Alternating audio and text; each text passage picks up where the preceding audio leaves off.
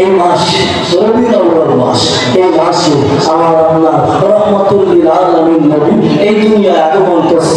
কথা বলেন ঠিক কি না? এর নবী মাস আগমন করছে, আমরা খুশি।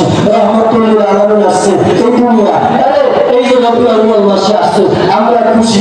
এই মাসে আমাদের রাসূলের আল্লাহ দুই আল্লাহ রাসূলের আল্লাহ এর তিন আল্লাহ আরো বেশি আছে। অত সরাসরি আম্বিয়া আর নবীগণের ওয়ারিস দল আসছে এই মাদ্রাসা, এজন্য আমরা খুশি না রে বাবা। তাহলে আপনারা মনে রাখবেন, যোগে যোগে যারা শক্তি ছিল এদের বিরুদ্ধে একটা দল ছিল, ঠিক না বাবা?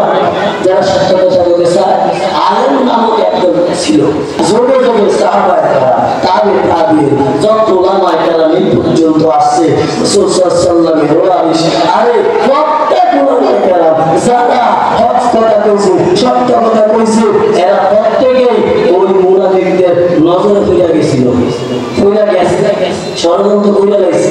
অত চিন্তা করেন না, এই নেশারাবাদ মাদ্রাসার যে প্রতিষ্ঠাতা এদের নিয়ে যতই কিছু করো ইনশাআল্লাহ ঠেকাইতে পারবে না।